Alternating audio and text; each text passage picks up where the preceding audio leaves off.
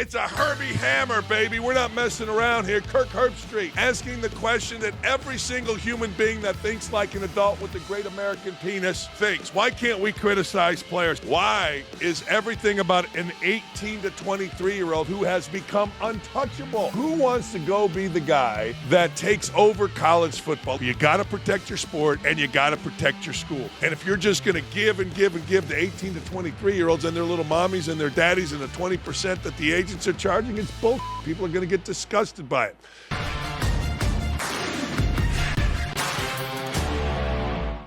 All right, Herbie. It's a Herbie hammer, baby. We're not messing around here. Kirk Herbstreit asking the question that every single human being that thinks like an adult with a great American penis thinks. Why can't we criticize players? He went on with McAfee, and he got animated, as he should be, saying no one's willing to criticize players while discussing the Nico dilemma. You should criticize players. What have I said to you all along? Why are we acquiescing to 18 to 23-year-olds at the expense of our game, our boosters' money, and many times the school? Why is everything about an 18 to 23-year-old who has become untouchable? Well, they're just kids. Wait a second. They're not just kids. Kid that just transferred to Indiana for a fifth year is 23 years old. When the hell do you become an adult that you're willing to be criticized or that you're able to be criticized? You tell me. I was getting criticized at 18 years old playing basketball at Andrean High School by the newspaper. I mean, what are you talking about here? What's going on here? Herbie is absolutely right. Let's hear from Herbie. You know, I don't know, name any starting quarterback. He says, well, I'm not getting paid. Brock Purdy says, this is ridiculous what I'm being paid off this Mr. Irrelevant contract. Gets to like week 7 and just decides, the hell with this. I'm done. Like, that can't happen, right? You're under contract. You can't do that. Well, in college football, we don't have that. You know, so you get these agents and you get these, sometimes dads who are playing agents who are playing a very dangerous game with head coaches and with universities. And they try to use leverage and they try to think that they can get something when they can't. And I applaud Josh Heupel for standing up and not because players don't deserve to be paid, but because of how this unfolded and the timing of it. I just think that one thing I continue to think about is if the NFL has an issue, Roger Goodell, the owners, the NFLPA, there's a CBA, they work things out, right? They create the CBA and there's grounds of understanding of what the rules and regulations are. Who is that in college football? You tell me. Is it the conference commissioners? Is it the presidents? I know that everybody wants to blame the NCAA. They have zero power. They have no power over the sport. Who's running the sport? Who are we supposed to file these complaints to? Who's supposed to make change? Yeah. I have no idea who that is. So we can sit here and be upset. We can sit here and say this. You know, we need some. Everybody says guardrails. Who the hell is going to create? Who's creating the guardrails? It's absolutely right. And, you know, I've heard this and I've heard this and I've heard this forever. So get it solved. Not Herbie. I'm talking about college football. Get it solved. Get a group together. Get yourself some power. But the problem is this, and this is always the problem. You lose in court. You lose in court every time. So who wants to go be the guy that takes over college football? Let's say, for the sake of argument, Kirk Herbstreit does. He knows. Everybody knows that you're really rudderless. You're really powerless. You had the NCAA with this monolith empire with the guy running the NCAA making millions in a corporate structure from here to the lake behind my house, and it wasn't able to control the sport. So here's what you need. You need a labor attorney in charge. Get yourself a labor attorney in charge. Get a board together. Get everybody to agree this guy's going to run it, and let's go. You can't just have somebody that's a commissioner. You can't just have somebody that's a broadcaster. I mean, you got to have somebody that knows the ins and out of labor law. So get yourself a labor attorney. Hell, I got a labor attorney when I left West Virginia 20-some years ago. Because why? I needed an attorney that understood labor law. I didn't want to get sued for leaving. I didn't want to have to sue. I just wanted to get out of a deal. That wasn't even a deal. So get a labor attorney, get a corporate structure, reside over college football, and get it done. Here's Herbie on how everyone is afraid to criticize the player. Because what I just said, everyone's afraid right now in this player movement. If you do anything that's perceived to not be willing to give what the players want, then you're a problem. You need to be removed. And so people are just kind of like leading like this. Like they're terrified to leave. They're terrified to make big decisions. And ultimately they're sitting back and not doing what to me they need to do, which is having some balls and making some decisions and taking the heat. And the problem right now is if you do that, you get an attorney who either threatens to sue you or sues you, and now you're in a tough spot because the players win all these arguments. The players win all these debates. I've seen ESPN analysts come out and they want to blame the NCAA. Like, when in doubt, just blame the NCAA. I mean, that's all you have to do. The NCAA is like the boogeyman. You just when in doubt. It's never has anybody ever come out and said a player's ever at fault? What have we told you on this show? We've told you the NCAA is like the boogeyman. Hey, I'm Stephen A. Smith or I'm Dan Orlovsky. It's the NCAA. Okay, who's on the NCAA? I'll tell you who's on the NCAA, on all these committees that make all these rules. It's not three fat white guys smoking cigars, driving Cadillacs that name says NCAA. No, on all these committees, I think you know this if you've paid attention to my shows over the years. On all of these shows, and all of this action, the NCAA is presidents, vice presidents, athletic directors, administrators from various colleges. And like every other board now, they are filled up with diversity. We got to have a woman. We got to have an African-American woman. We got to have an African-American dude. We got to have a white dude. Oh, it'd be great if we can get 2 Asian women. We got to have somebody from the Ivy League. We got to have somebody from the ACC. No, they're not the best people. They're the people that check the most boxes. It's on every committee. It's everywhere across the board in, quote, the NCAA. The easiest thing in the world to do is to say it's the NCAA's fault. The easiest thing in the world to do it is say this: if the NCAA had acted years ago, this wouldn't be a problem, to which I say nonsense. If the NCAA had done this years ago, coaches would have found a way around. They always have and they always will. They would have found a way around these rules, and they would have gone to court, and players would have gone to court, and players' daddies and mommies and agents would have gone to court. No. It's not the NCAA. It's a cumulative effect of greed for all. It's coaches, it's presidents, it's players, it's mommies, it's daddies. It's everybody that is at fault here, but yet nobody is at fault here. I'll tell you why: because it's a human condition. Greed. Greed is good, they said back in the day on Wall Street. Gordon Gekko made that statement famous. Well, it was famous and the movie was big because everybody on this planet can relate to it. Well, that's a little broad. Maybe there are some that won't. I don't think the priest or nun at your local Catholic church does, but hey, who knows? It's inherent in us. We want more. It's not enough. How can we get more? How can we circumvent? I've told you before, the rule book for the NCAA, the actual rules for colleges and players and coaches in the NCAA is this thick, except that they started breaking the rules. And there had to be amendments, addendums, whatever the hell it is. And then it got bigger because you had to add another 2 pages to clarify this particular very easy rule. And then it became this thick. Why? Because the same reason. The easiest thing in the world to do, is to simply blame the NCAA. Don't blame the players. They're greedy. The players are using the system. Well, in every other walk of life, when somebody uses the system, we at least a little bit, a skosh, blame the participant that is abusing the system. We talk about it in labor all the time. People get mad at unions all the time because they're trying to stretch for more and more, for more, for more. People blame the workers in a union. People blame the workers that vote for that stuff. I don't know. I think everybody's at fault here. The biggest fault is this: we're not protecting our sports. We're not protecting our schools, and we're not protecting, those two.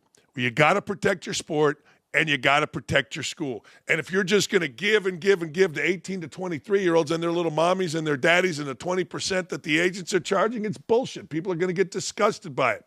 Nico has no character. You can say whatever you'd like, has none. You know what? He went to a school that fought for him to play, that gave him $2 million not to play, and then he left and went and looked for something else. I hope he develops character. If that makes me a bad guy saying it, screw you. And Nico's dad is like every other mommy and daddy. He can suck it. Look, this isn't my first rodeo. A lot of you, this is your first rodeo paying attention to this. I've seen dipshit mommies and daddies forever and ever and ever and ever. I told some mother the other day that was bitching, whining, and moaning. Listen to this. Kid transfers from Marietta College, a Division III. He transfers to Ball State, loses a ton of credits. His mom says to me, I want you to support a fifth year for everybody, all fifth-year eligibility. I looked him up, didn't know who he was, found out. Yeah, he was doing really good over here, transferred to Ball State. I said, well, isn't it your fault for transferring that he lost these credits? Well, agents and coaches, agents and scouts told us to transfer. I go, how'd that work out for you? How'd it work out? Perfectly good situation, great academic school, goes to Ball State, batting 200. Didn't work out well. Greed isn't good. Greed sucks. Greed sucks. I've lost more money doing the right thing than any of you will ever earn, if you must know. Greed sucks. Racism sucks too. Sexism sucks too. Giving in to the mob sucks really bad. I don't like it. I don't like anything about it. In fact, I can't stand it. Caitlin Clark was not included on Time Magazine's top 100 most influential people of 2025. Really? It would be like Caitlin Clark is bigger than Time Magazine. If Caitlin Clark made a list and kept Time Magazine off that list, that would be news. Despite the fact that the publication named her, listen to this, it's Athlete of the Year in 2024, drawing questions and criticism from fans far beyond the sport. Of course, man, you talk about blaming the players. You cannot praise a straight white girl. Straight white women cannot be praised in basketball because the African-American lesbian gets pissed off. Yeah. And people and places like Time Magazine acquiesce for some reason to the African-American woman. If Caitlin Clark, not one of the top 100 most influential people, really. Time also included other athletes. Listen to this. This is great. Breanna Stewart, Napisha Collier. Who? What? The main premiere of Stewart and Collier's place on the list is their recent launching of the Unrivaled Women's Basketball League as co-founders. It's all nonsense. It is. It's all garbage. Look, I hope their league lasts. I hope it does. I hope the Unrivaled League actually takes over the WNBA because the angry lesbians of the WNBA give me gas. I lift the cheek. But the truth of the matter is, these two, good for them. Here's Colin Cowherd on it. Times 100. How is Caitlin Clark not in this? That's a joke. I mean, the fact that Paige Becker should be in this. Caitlin Clark took the WNBA and they set all-time ratings records. Mm-hmm. If Caitlin Clark's not in this, the list is nonsense. Who did the list? Time Magazine? Yeah. And there's no Caitlin Clark? No, I don't think so. That's idiotic. That's the dumbest thing I've ever seen. I think Caitlin Clark is one of the most influential athletes on the planet right now. She's going firmly up. In the history of American sports. Could I not argue? Serena's probably. Well, no, I'm talking about because women's tennis was popular when Billie Jean King, sure. Chris Everett, Steffi Graf, Martina Navratilova. If you talk about league-changing athletes in America, Tiger in golf. Yeah. Phelps. Michael Jordan in basketball. Oh, league changing. That's, yeah. Caitlin Clark. Tiger changed golf ratings. Yeah. Okay, Michael changed NBA rating. NFL players, no, it's not just about ratings, but literally the WNBA was a non-existent league. It was being subsidized by the NBA. They were going to small arenas. They flew on commercial flights. Time Magazine, if you don't have Caitlin Clark, and maybe she is, you have the list. Yeah, it's not on here. Okay, that's just dumb. That's a dumb media list. Well, I don't know that it was a media. Well, it is a dumb media list. And if you are talking about Caitlin Clark, you are talking about, let's just totally be honest, to the American people, across America's sports landscape, she's the only WNBA player that has ever mattered. I'm not saying there haven't been great WNBA players. Obviously, they have. Hell yeah. But she's the only one that mattered to the masses. The other ones mattered to individual cities, maybe towns, maybe a group of alumni from a particular college. But none have mattered to all of us. And that is so rare. That is so, so rare. You can argue and you can say that LeBron James is hated, maybe, but he matters. If you're going to have an influential list, and the list is going to say influential, then guess what? You got to go to the people that matter in sports. Now, doesn't always have to be on the field. You know, there are a lot of people that matter behind the scenes. Nick Khan with the WWE, Lee Fitting with the WWE. They matter if you consider wrestling sports. They're influential. But when you're talking about on the court, on the field, on the pitch, my God, who matters to their sport right now? Think about this. To their sport on the field, who matters more than Caitlin Clark? You take Patrick Mahomes. Patrick Mahomes gets hurt at Kansas City. Guess what? Ratings for the NFL are going to be great. They're going to be fantastic. I will say this. Scotty Scheffler winning 6 mattered, but now he hadn't won any. So does he really matter? Are you going to turn on the Bay Hill or Harbor Town or wherever they're playing this week because he's 7 under and the leader's 10 under? Are you going to say, man, I'm going to set my weekend by whether Scotty Scheffler can win this? No, but you did with Tiger Woods. You do with Caitlin Clark. I mean, a lot of guys don't like to admit it. A lot of guys are still saying, I don't pay attention to that nonsense. That's women's basketball. I do. Most do. Ratings say the country does. And to not have Caitlin Clark in there, you got to ask why. Why? Are these others so much more worthy? Doubtful. Very, very doubtful. No, it's a garbage list. It is. Clark's influence on the popularity of women's basketball over the last year has been evident in various statistics. Clark made the Fever the most watched team in the WNBA by a landslide in her rookie year. As listen to this, the 14 most watched WNBA games of the season all included who?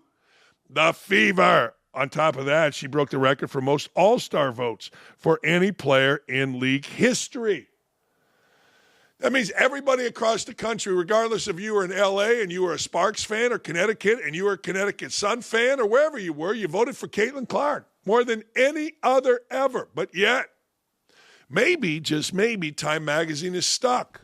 Maybe they're stuck back in the late 90s, 2000s, early, and they don't think the WNBA matters. But Caitlin Clark's bigger than that. She is. Without Clark in the tournament, broadcasts of Connecticut versus UCLA and South Carolina versus Texas averaged just 3.9 viewers for ESPN, 64% decrease from the record-setting 10.8 viewers in 2024, according to Front Office Sports.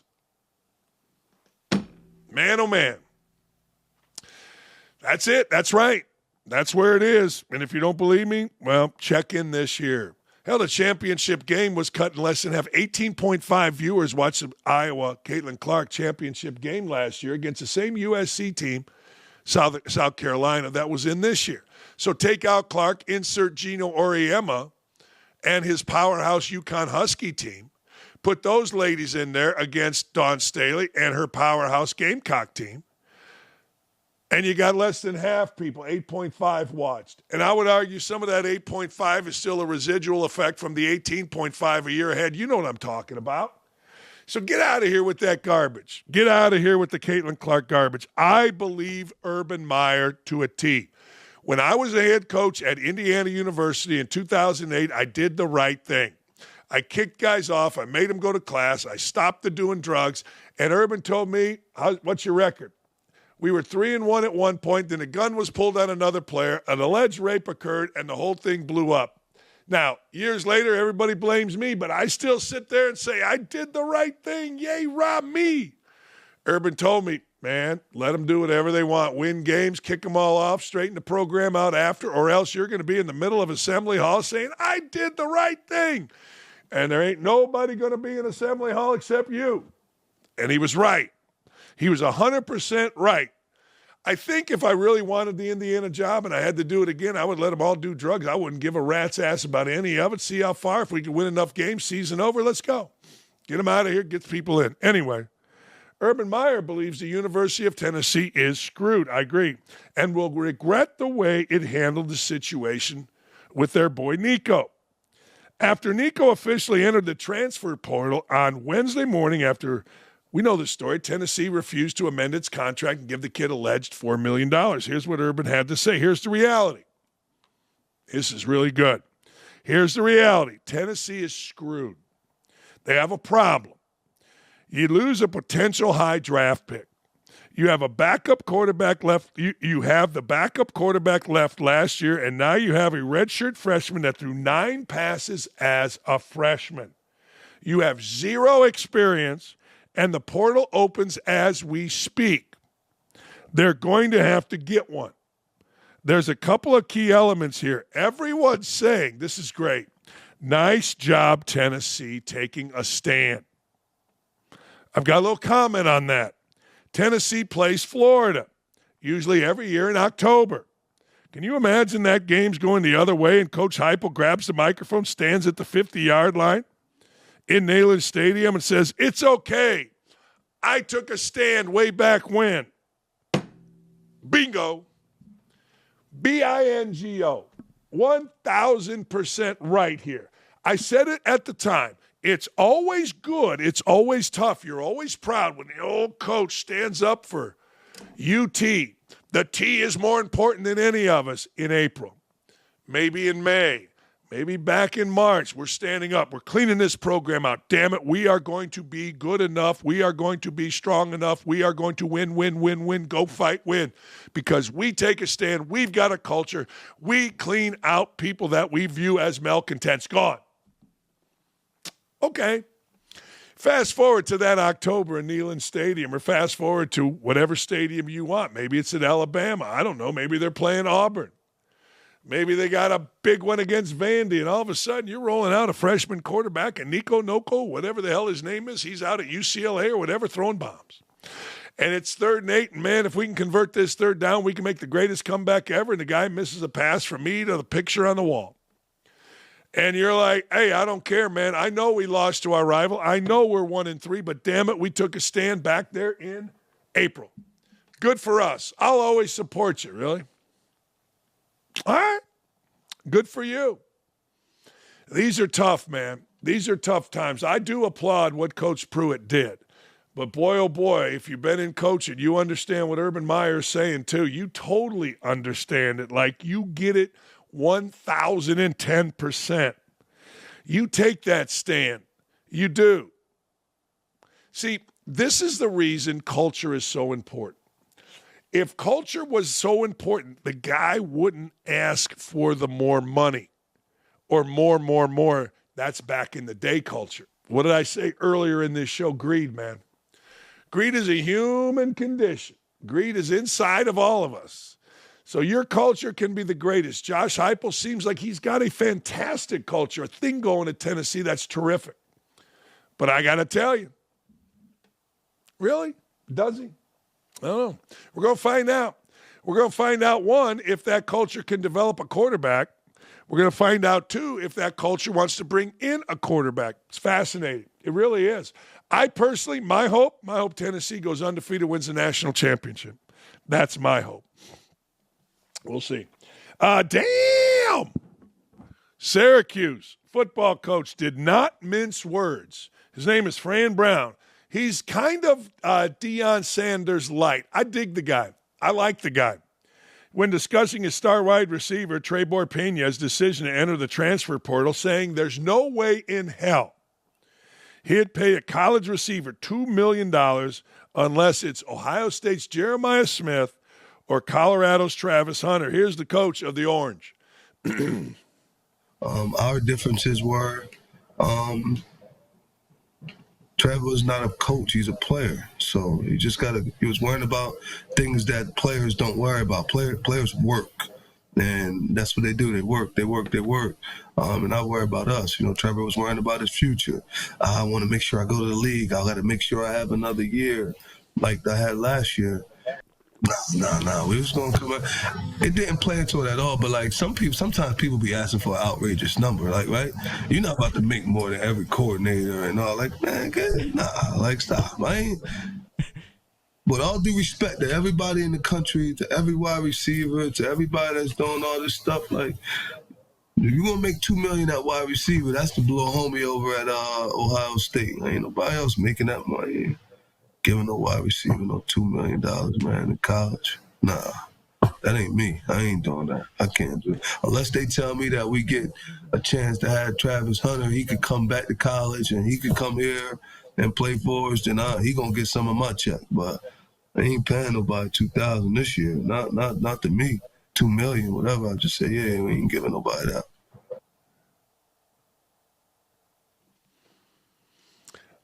There you go. Man, it's amazing how coaches talk now, isn't it? Astounding. Anyway, yeah.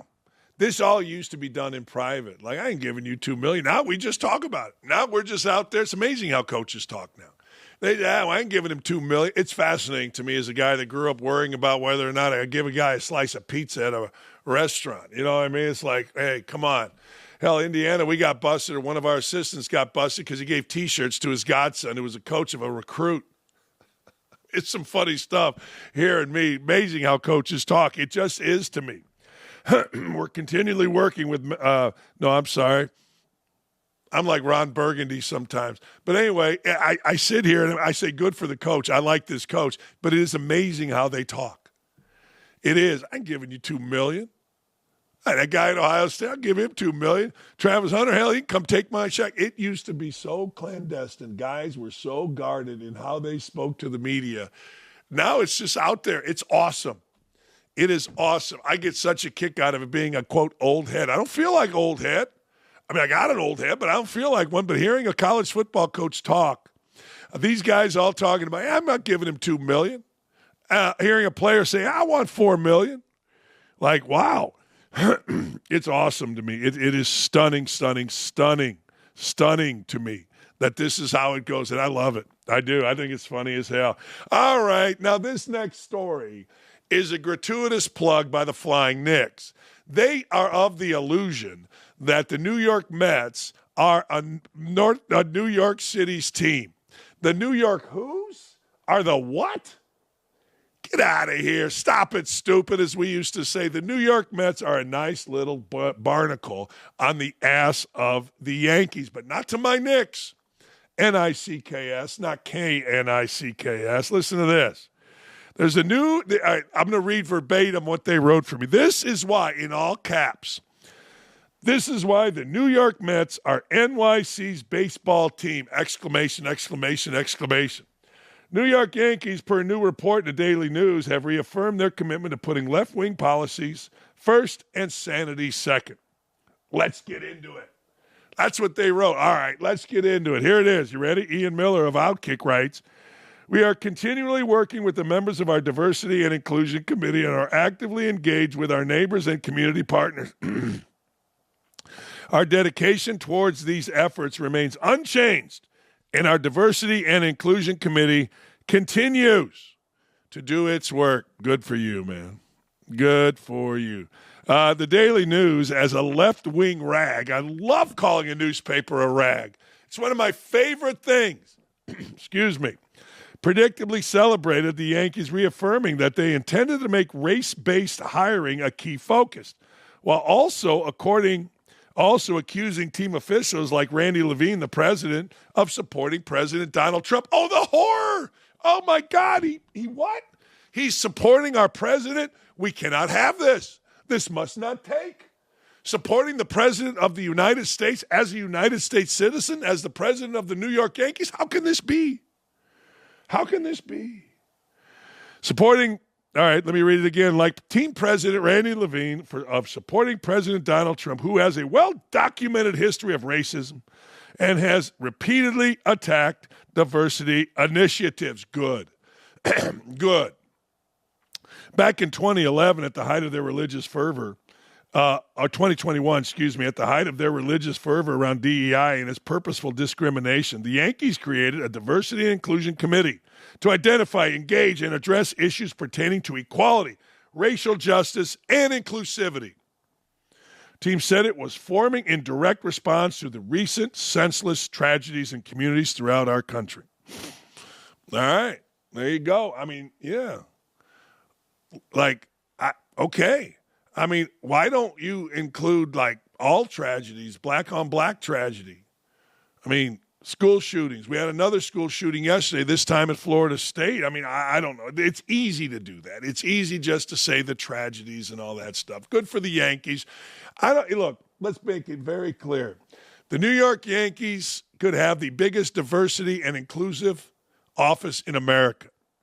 They can hire and be bold about it simply via that. And not a chance in hell in New York the Mets will ever be New York's team. That's the broader point here. I don't care. Do whatever you want. Hey, are you surprised by this? 3 major and insanely liberal broadcast networks, ABC, NBC, CBS, spent zero seconds covering the Rachel Morin case, while over the past 2 weeks, they have spent more than 64 minutes, over an hour, covering the alleged MS-13 member, Kilmer Agrello Garcia, whom they largely refer to as a Maryland man. Look at this. Is this unbelievable? This is very believable. This is incredibly believable. We must cater to what exactly? I mean, I guess, I don't know. Is it because she's a blonde girl and this guy is an illegal immigrant with a history as long as my arm of crime? We had a Maryland politician go down and try to get him out of Venezuela, and Venezuela said, yeah. See, here's the thing they don't understand. You bring this guy back, he immediately goes to jail. I mean, I was watching the other day on what would happen to this guy if he came back here. He'd be put in jail, and then he'd be booted again. Why is everybody grandstanding? I do not understand that. I do not understand why people are grandstanding for this guy. I understand most things. Most things you are to get you in good with that community, right? Whatever that community is. Black, immigrant, whatever. I don't know, LGBT, whatever it is. Everybody wants to get in with that community, but why die on this hill? For this guy, this criminal. Why do that? I must be missing something. Man. All right. Here's Patty Moran's mom slamming Democrats. I mean, no, actually, I'm very angry. I'm actually outraged, but I'm too sad at the moment to show anger at the same time. He did not call our family. He did not give condolences.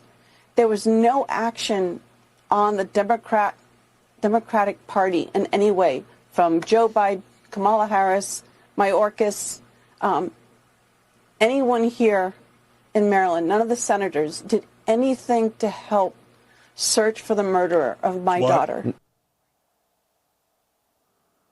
No, it's unbelievable. No, it's unbelievable. This guy, Chris Van Hollen, I mean, shame on you, man.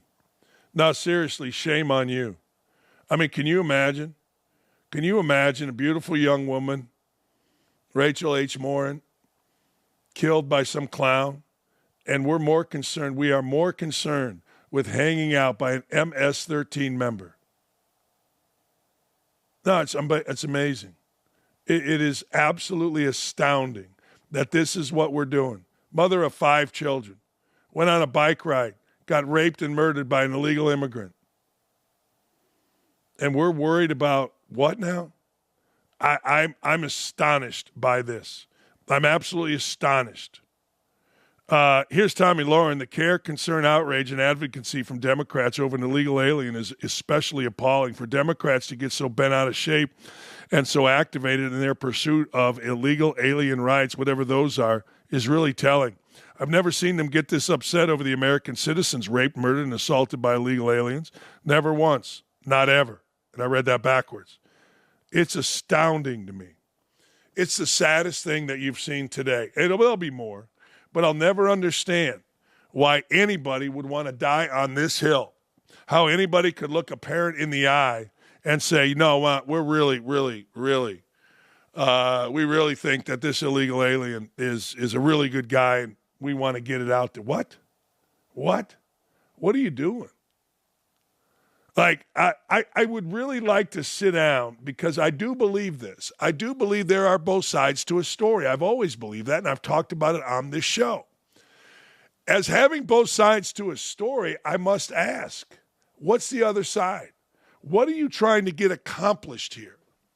You know, Democrats flew in hundreds of thousands, allowed hundreds of thousands of illegal immigrants into our country, gave them whatever they wanted and hoped they would vote them into office. Sick. No, it's really, really sick. And I would like to know exactly what the other side is trying to do, because there is nothing. You must, as a congressman or woman, you must, as a president, you must, as a judge, you must defend our country first and foremost, the citizens of our country. Now, what is this Van Houten guy doing? Like, what is his end game? I've tried to find it, and I can't. So he goes down there. He hangs out with MS-13 leaders like he's some badass. What's the end game? Piss off everybody you know? I don't know. Somebody please help me. I would love to hear what the end game is. Man, sick world they're living in. And they don't understand it, at least what my view of it. When I watch them parade around, when I watch them speak, it's like, who are you really supporting? Don't you take an oath to protect the citizens of the United States of America? Not some MS-13 game, which, oh, by the way, has gone down big time here in Indianapolis since Inauguration Day. Isn't that amazing? We'll be right back. Shot clock violation.